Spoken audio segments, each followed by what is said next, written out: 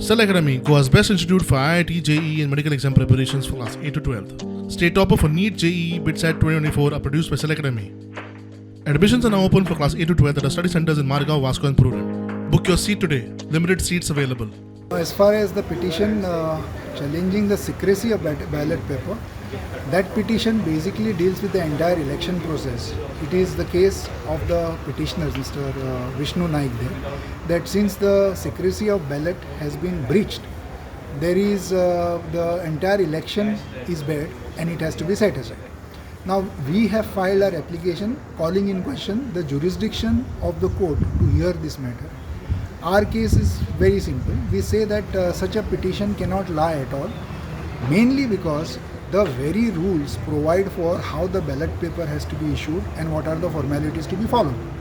Now, if the law prescribes for a particular procedure, then you can't find fault with the law because that's what the law says.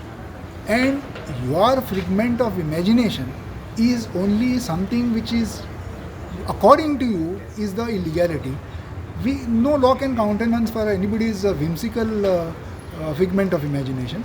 So, basing our case that the ballot papers were in terms of the law, we have filed an application saying that there is no cause of action whatsoever to maintain that petition.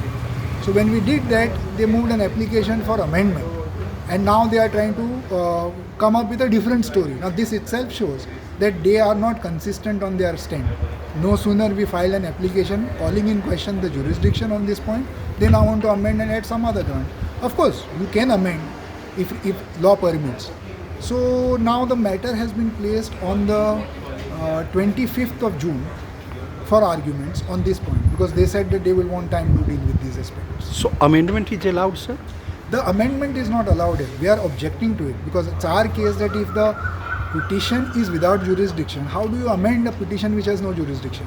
So first in point of time, we'll have to, the court will have to decide whether the petition is maintainable or not. And if the court finds that there is a point which they are making and it is maintainable, then the court will consider whether there has to be an amendment to it or not.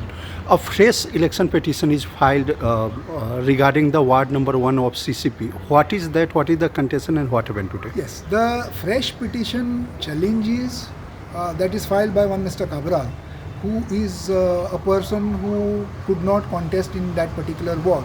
That is ward number 1, because that ward came to be reserved after delimitation for a ST woman. Now he, of course, being a male, and he could not contest there. So he is basically disgruntled by the fact that he never got an opportunity to contest in these elections. It is his case that the delimitation and the reservation that has been done is improper and not countenanced in law at all, and therefore the elections to ward 1, that is the elected councillor from there is one Miss Yukta Shirodkar, her election should be set aside. Now in that matter also, we have filed an application for rejection of that particular petition on the same ground that it is not maintainable in terms of law. And I was informed that they had first raised such a plea before the Honorable High Court and subsequently they have withdrawn it.